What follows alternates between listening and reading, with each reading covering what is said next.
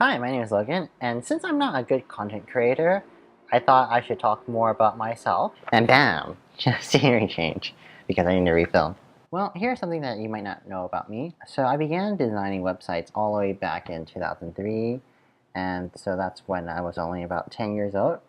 I started with this simple Comcast personal web page and Microsoft front page extension that was on the Comcast personal web page site.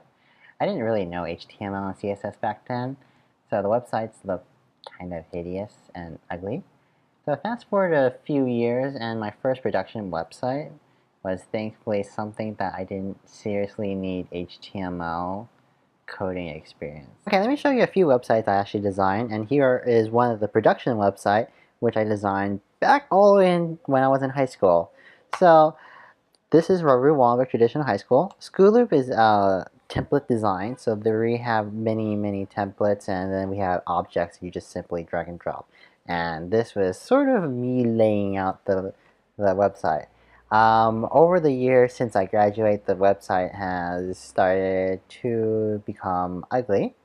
They added pictures, they added slideshows, which slideshows is a terrible item to add in terms of performance because it's already downloading these elements, the photo elements, before you even get to see the images.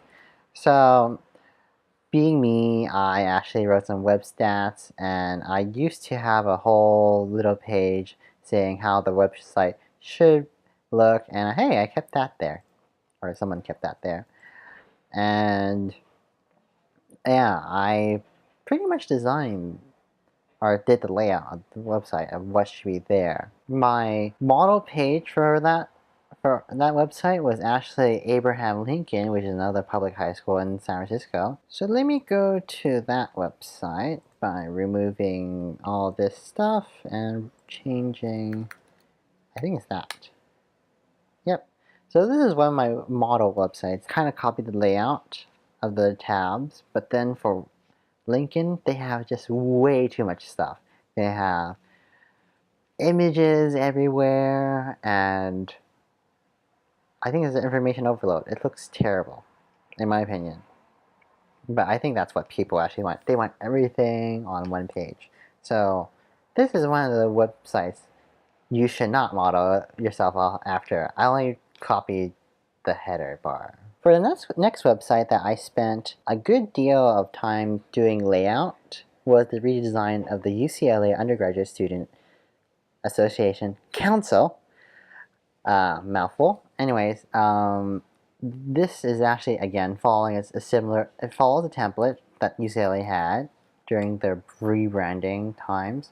So this is the UCLA brand layout. We had to get permission from UCLA marketing to use it, and I did most of the layout. So most of the stuff here kind of existed back on the original website, but then I chose to use this picture. You can look at the terms and see where all these pictures came from. So that picture came from Alan, and most of the pictures are from me, actually, that I took with my Nikon D50.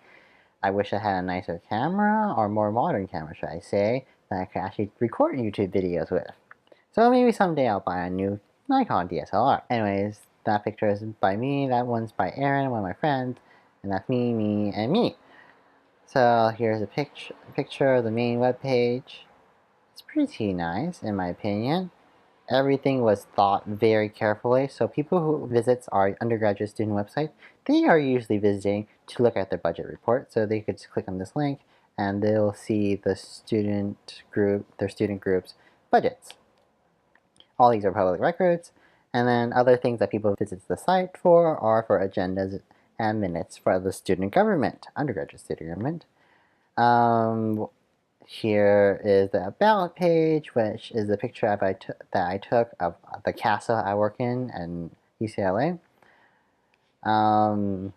I did some customized light boxes, so when you click on them, they will enlarge the image by a little bit, not too much. And then I had their logos, their office logos on the right hand side. So this is something that I thought very carefully. And here is campaigns pages where I click on overview. It's a nice campaign. It shows a picture of these student groups. This picture was taken by Aaron Ng. It shows the student government campaigns. I thought really carefully about what kind of images should be in all these header images, or I think they usually call these hero images. So this is a picture of a staircase, and there's an owl right here because the student government accounting offices is actually on top of the staircase. So I thought this is a very nice picture to put into funding. So every image under like the same section, this section has the same image. Anyways, that's funding. It's not that interesting. So there's documents. Again, I try to take a picture of very document-wise, I guess. So here's the overview. You can click on minutes, and it does the PHP and SQL query to your database with all these stuff. And then here we have an Ask Us page in which I took a picture of the mailbox, which kind of makes sense, doesn't it? And then we have some comments. And instead of submitting data directly to our server, we didn't really want to deal with spam and all the possibilities of malware and etc. So we just did a simple Google form. Well, when I say simple, it's really not simple. I programmed the Google form so that when people finish, it will automatically send them an email of the form, of a copy, and it will automatically send them a copy. So that was a lot of programming. And the next site that I am currently working on is called the Usac funding website. This is currently a work in progress. I am trying to do a LA theme here. So this is a picture that I took in Little Tokyo in LA. Here I made some fake applications. One of them is called me, Logan, and with deadlines. And this is how I envisioned it. So when people visit the funding's website, they can immediately find out when their deadline for this application is due. And I haven't finished writing the instructions or the steps. You can actually visit all these websites that you can see right here on links. So that's the funding application website, which is still a work in progress. We hope to finish it by the end of this year. And finally, here's another website that is for good cause. This is the Wallenberg Community Foundation. So they give scholarships to people who are in Wallenberg High School, which is the high school that I went to. Anyways, the design challenges I had for this website is there isn't really much to write about for this website. So I need to find a template that was very well suited for lack of content. And for the times that we do have content, it tends to be really, really long content. And this is how I stylized it. I think it is done pretty well, except for that.